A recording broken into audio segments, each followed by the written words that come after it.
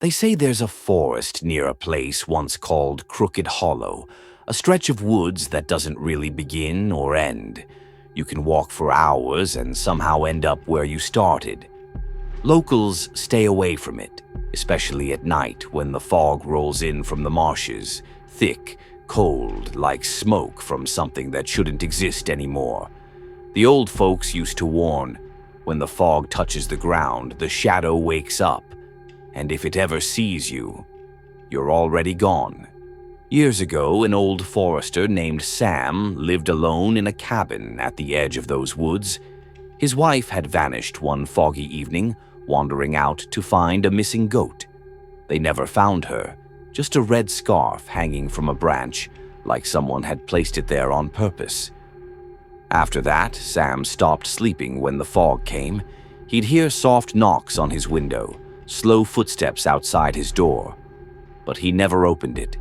He knew whatever was out there didn't need an invitation to come in. Decades passed. His cabin was discovered much later, when surveyors came to clear the forest for a new road. It was still standing, tilted a bit, but untouched by time. Inside, everything was frozen in place. Dishes on the table, a towel on the bench, even a half-smoked cigarette in the ashtray. But Sam was gone. They found barefoot prints in the dust leading to the door and out into the fog. The road was never finished. Workers started disappearing.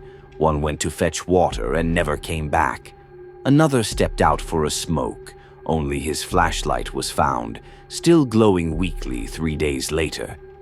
Those who stayed behind said the same thing before quitting. They'd seen something in the mist, a dark figure, tall and thin, no face, no features, just a shape watching from the trees. And around it, the fog moved, pulsing, like it was breathing. The forest was shut down after that. But years later, a group of researchers came from the city, skeptics chasing anomalies. They didn't believe the stories. They found the woods on an old map and decided to spend the night there. At first, everything was fine. They set up camp, took readings, joked around. But just after midnight, the fog started to crawl in, faster than fog should move. One guy turned on a floodlight. The beam hit the white wall of mist and vanished. They could barely see each other. Then came a sound, not a scream, not an animal call, just this long, low sigh coming from everywhere at once. Someone saw it first.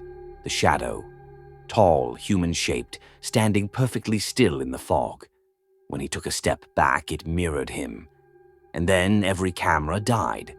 Radios went dead. When the fog finally thinned, 3 of them were left. 2 were gone without a trace. The survivors couldn't explain what happened. One man later said that just before everything went black, he saw an old man holding a lantern, walking beside the shadow, as if it was guiding him. Or maybe the other way around. A week later, 2 of the survivors took their own lives. On the walls of their apartments, police found the same drawing, a dark forest, a pale mist, and a tall figure standing among the trees. The eyes were blacked out. The story spread again. People started saying the shadow doesn't just kill, it collects. Everyone lost in the fog becomes part of it. And when the night turns cold, if you listen closely, you can hear them walking through the trees. They're searching for light, for warmth, but they only bring silence and frost. Now the forest stands silent again. Nobody goes near it after dark, but sometimes when fog drifts over the valley, a faint light can be seen between the trees. A lantern, flickering weakly, trembling, like it's afraid. They say that's Sam, still searching for his wife. The shadow won't let him rest, and if you ever find yourself staring too long at that distant glow, the fog starts moving toward you. No one knows what happens next. The ones who saw the shadow up close never came back. Only the wind remembers their voices. On quiet nights, it carries their whispers through the branches, softly repeating the names of those who will be next. That forest near Crooked Hollow. It's still out there. It grows, it breathes, it waits. It's not on any map, but anyone driving those roads can feel it, cold and alive. The trees lean toward the sky as if begging forgiveness.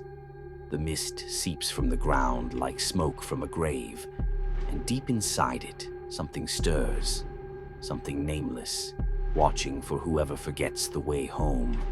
They say if you ever hear footsteps coming from the fog at night, run. Don't look back, because if you do, you'll see her, the shadow standing there, waiting. And once the shadow sees you, there's no way back.